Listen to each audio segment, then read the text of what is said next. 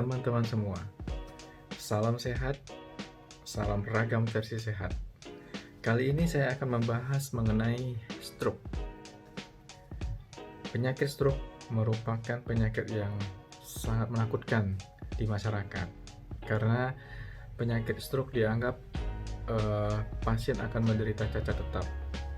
Pasien tidak akan bisa membantu keluarga, masyarakat, bahkan dirinya sendiri. Pasien dengan stroke akan menjadi beban terhadap keluarga dan ekonominya. Oleh karena itu, kita akan bahas penyakit ini dengan seksama. Ada dua hal yang saya akan bahas di sini. Pertama adalah mekanisme atau patofisiologi. Yang kedua adalah penyakit-penyakit yang sangat mirip dengan stroke, tetapi berbeda dalam penanganan dan diagnosisnya. Baik, yang pertama adalah mengenai patomekanisme stroke. Jika kita lihat, dasar dari penyakit stroke ini adalah problem di pembuluh darah. Pembuluh darah yang terganggu akan menjadi stroke, baik itu pembuluh darahnya pecah atau tersumbat. Artinya, menjaga pembuluh darah dengan baik, maka Anda akan terhindar dari stroke. Bagaimana cara kita menjaga pembuluh darah? Ada dua faktor yang kita bisa lihat dalam pembuluh darah itu. Pertama, faktor langsung adalah penyakit-penyakit atau kondisi-kondisi yang langsung menyebabkan adanya kelainan di dalam pembuluh darah. Misalnya, tensi darah bisa rendah atau tinggi yang berbahaya. Yang kedua, ada infeksi di dalam pembuluh darah. Yang ketiga, mungkin trauma atau kecelakaan sehingga pembuluh darahnya akan menjadi robek atau dia akan menjadi kelainan pembuluh darah.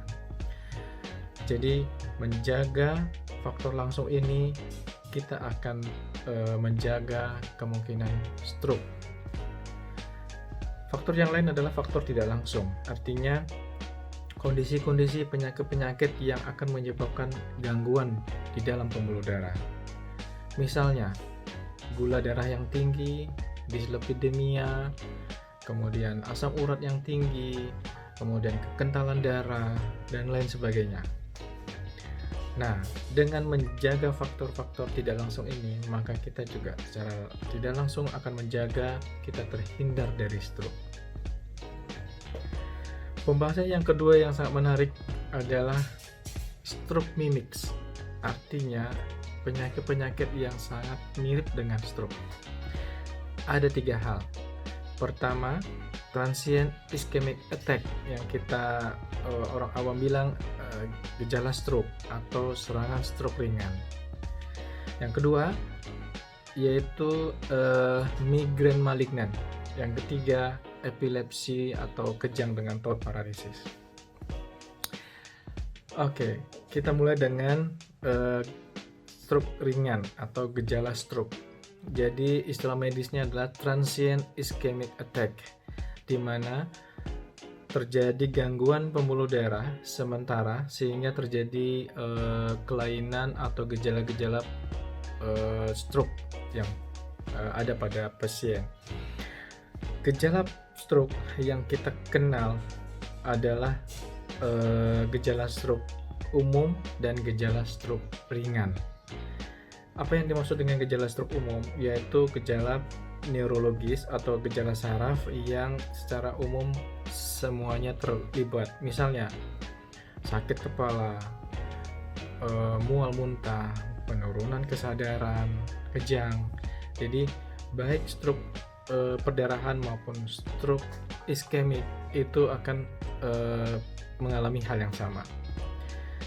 Satu hal lagi adalah gejala khusus, yaitu suatu keadaan neurologis atau saraf yang terjadi berdasarkan tempat, seperti kelemahan sisi badan, bisa kanan bisa kiri, bisa pelo, bisa gangguan menelan, bisa gangguan suara, bisa gangguan penglihatan. Oke, Jadi itulah tanda-tanda stroke yang perlu kita ketahui, gejala umum dan gejala khusus. Tadi kita udah lihat penyakit stroke mimik yang pertama, yaitu transient ischemic attack atau TIA. Yang kedua adalah migrain malignan, yaitu suatu penyakit sakit kepala pada sisi sebelah kanan atau kiri yang disertai dengan kelemahan atau kelumpuhan sisi badan. Perbedaannya adalah gejala utama adalah sakit kepala, konsisten pada satu sisi, berulang, dan tidak disertai adanya gejala-gejala yang lain. Hanya kalau yang malignan disertai dengan kelemahan sisi badan, baik kanan atau kiri, yang akan sembuh sempurna setelah migrain ini diobati atau diterapi. Stroke mimik yang ketiga adalah epilepsi atau kejang dengan thought paralysis. Jadi, apabila Anda mengalami kejang parsial atau sisi badan kanan atau sisi badan kiri, kemudian dia akan mengalami kelumpuhan, maka itu disebut dengan epilepsi dengan thought paralysis. Gejalanya sangat mirip dengan stroke, ada kelumpuhan satu sisi badan, ada penurunan kesadaran ingatan, tapi perbedaannya adalah gejalanya hanya kejang, tidak sakit kepala, tidak ada faktor-faktor risiko, dan kelumpuhannya bisa sembuh sempurna. Oke, demikian informasi dari saya. Info sehat, smart dokter pasien, ragam versi sehat Dr. Made.